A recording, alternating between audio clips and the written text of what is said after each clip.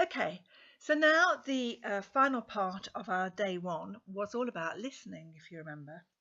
And listening's a funny old thing, isn't it? Because we all think we can do it. And indeed, we have to listen all the time. Yet often we don't do it as well as we could. So, first of all, why is that? Well, a guy called Thomas Gordon came up with 12 reasons which seem to cover a lot of the areas and reasons that we don't always listen. And if we're not listening, we're doing something else. And he suggests that things that get in the way of listening are when we're doing one of the following. When we're giving orders or directing or commanding people. When we're warning them or cautioning or threatening them. When we're probably well-intentionedly giving advice, making suggestions, or providing solutions. When we try and persuade people with logic or arguing or even lecturing them. When we're telling people what they should be doing because we're moralizing. When we're disagreeing with them, judging them. When we're criticizing or blaming. When we're agreeing, approving or praising.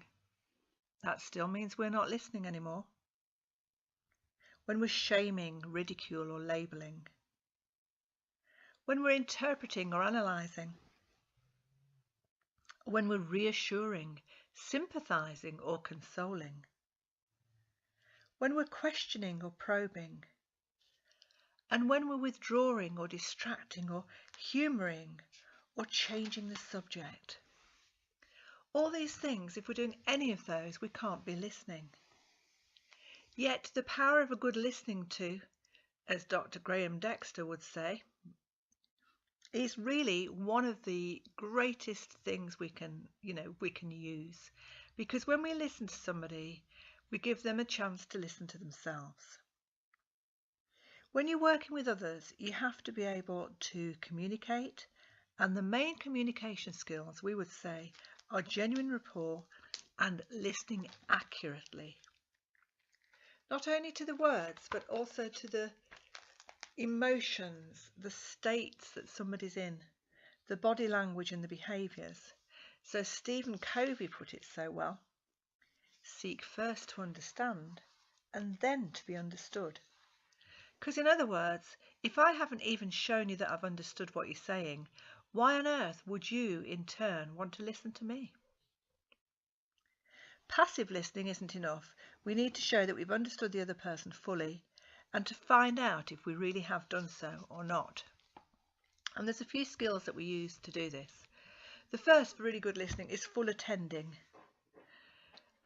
paying full attention to the other person, resisting having our own agenda or thinking of other things that are going on, or being distracted by the environment or any of the other things that we've just gone through. So the first thing is full, undivided attention. Paraphrasing. This can't be done without accurate listening. It's being able to create the precise meaning of what's just been said. So somebody tells you something, you tell them it again in more or less the same words from time to time, so that they get the chance to say, yeah, you've got it, or no, that's not quite right. And an accurate paraphrase should capture the essential meaning of the individual's message. We're not taking anything away from it, we're not adding to it. And it demonstrates the precise understanding that the practitioner has. It allows the other person to rethink, to rehear, and if necessary, to make clearer what they've said. Reflecting. When you reflect with somebody, you pick up the emotion that was within the context of the message. In other words, what was the feeling that went with it? Reflecting that back to somebody is really quite important. Well, very important. And when you can paraphrase and reflect together, then you've got a really great skill, which is the demonstration of empathy. Yeah, empathy isn't sympathy. Empathy is about knowing what you're feeling, not what I think I would be feeling or what I used to feel in that situation. It's often practiced using the following formula. You feel whatever it's going to be because, and then you give a reason. So if I said to you, well, I've got so much on today and I've got so little time to do it and I've got to be out of here by 6 and I've still got another 4 hours to fit into 3 hours, then you might say to me, so Jan, you feel a bit overwhelmed, you feel a bit pressured because you've got so much on, it feels like your time's shrinking. And that would help me name the emotion. I'd name the beast. Yeah, I feel overwhelmed, I feel pressured. And when somebody's feeling a very strong emotion, it's really powerful to be able to do that empathic responding, particularly when people are frightened, uncertain, ashamed. Any of these things, it's very difficult to name. If you're able to help them do that in the right circumstance, it can be quite liberating because then they can move on. And the other key skill that we would emphasize for listening is summarizing. And that's an opportunity for both the person and the practitioner to revisit some of the main themes or areas that somebody's been talking about so far. And when you summarise, it's important to summarise all the sides of what's been covered, rather than simply picking out what you think is most important. Summarising is an important skill, and it can be used at the beginning of a session, at the end of a session. It sorts out what the main themes are and exactly what has been achieved so far. The skill of summarising is really a mix of the skills of paraphrasing and reflecting in less detail but with an overview.